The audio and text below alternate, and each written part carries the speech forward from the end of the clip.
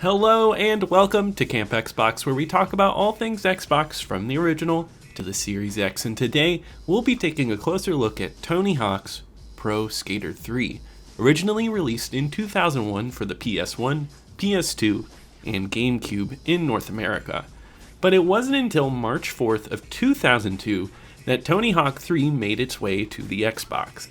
And there are plenty of reasons as to why it came out late on the Xbox, but one of the main reasons was that the launch of the Xbox had a Tony Hawk game already, and that was Tony Hawk 2X. And they wanted to give it a little bit more time out there before we got our third installment on this console. And honestly, I think that's awesome. Xbox owners were treated to a compilation of the first two games, as well as the third game within the first year of Xbox, and I think that's an excellent deal. And Tony Hawk's Pro Skater 3 delivers on the promise of fast-paced arcade fun that 2X offered before it. So Tony Hawk's Pro Skater 3 is probably the least played of the classic four for me. And that's not to say I didn't enjoy it. I remember renting this one from Blockbuster as a standby option when there was nothing else to get. But it never quite reached the level of obsession for me that the first two games did. And that being said, this game sticks to that award-winning formula of its predecessors by offering multiple levels with specific goals to reach within a 2-minute time limit. As you progress through the story mode with different skaters, you unlock more levels and characters, which adds to the game's replay value. And the fast-paced and arcade-like gameplay makes it perfect for any pick-up-and-play session over huge amounts of time. In terms of gameplay, I would say that Tony Hawk's Pro Skater 3 continues the series' tradition of tight and fast-paced controls. It has button presses and combinations that are intuitive, and you can seamlessly string together combos in the level environments to raise your score. And it feels fluid and responsive with every button press accurately reflected in the game. What I appreciate most is that it never feels like a button mashing fest, as you always have some time to plan and execute your next move. The biggest addition to this game, and this would change the franchise from here on out, is the revert move, which lets you string together even larger combos by pressing down both shoulder buttons after landing in a bowl.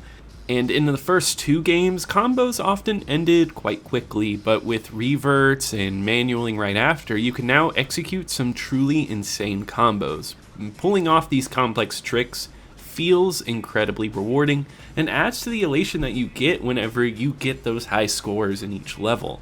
One of the most important aspects of a skateboarding game is the levels themselves, and Tony Hawk's Pro Skater 3 definitely delivers in that area.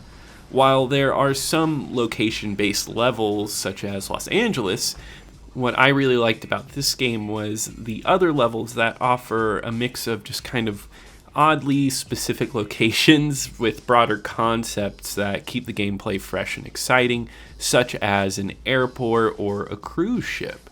And the level design itself is also excellent, with plenty of opportunities to string together tricks and combos in creative ways. One of the levels I really enjoyed in this one is Suburbia. This level takes place in a cul-de-sac and offers a lot of variety in terms of terrain you can skate on. There are empty pools to shred, a haunted house to explore, and new construction to grind on. The level design is structured in a way that makes it easy to create smooth lines and pull off tricks right in a row.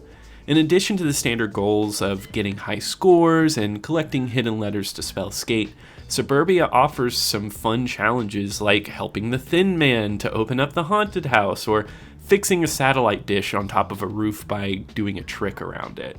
Overall, I found the Suburbia level to be a fun and engaging level with plenty of opportunities to show off your skills. And another one I really loved was the airport level, which is a highlight for me. It's reminiscent of the mall level from 2X. And this level offers a dynamic and fun experience as you skate downhill from one point at the top all the way to the bottom. And it has a ton of side areas, like a fountain area, and then you can also hit the bottom where you go under the floor and you can experience a whole area just full of luggage. And there's also an overhang where you can skate over flags and take them down. And this level's exploration factor is outstanding, and I appreciate the dynamic design of these levels. It's understandable why the next entry abandoned the 2-minute timer, as they wanted to encourage more exploration of these levels they crafted. But I personally like the timer because it adds a speedrun element to the game that I appreciate. Trying to achieve the best score you can in a short amount of time is a thrilling challenge to me. And playing through Tony Hawk's Pro Skater 3 is a rewarding experience, not only because of the great gameplay, but also due to the sheer amount of unlockables available. The game boasts an impressive number of characters, including famous faces like Wolverine, Darth Maul, and Kelly Slater riding a surfboard. Additionally, there are unique characters like X-Ray, who is only playable on the Xbox version. You also get a good amount of unlockable levels like the cruise ship and the oil rig, and the oil rig is an Xbox exclusive level, and I really think this is a cool level because it has a unique verticality to it, and there's some really great grinds you can get on it.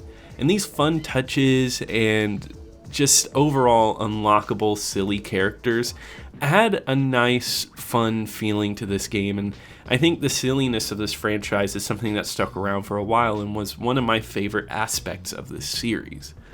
And while Tony Hawk's Pro Skater 3 may not be a standout in terms of graphics during the first year of the Xbox's release, I still think it looks nice. The character models are solid, especially the more unique ones, and I really appreciate the cohesive look that all the levels have.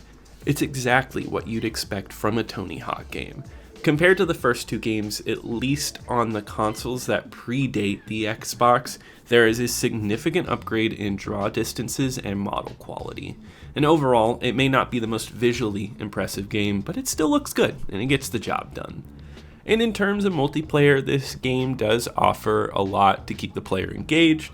There are a lot of game modes that offer unique twists, and what I really liked about it was there was a level of customization to it all. Players can create and customize their own characters and even make their own skate parks.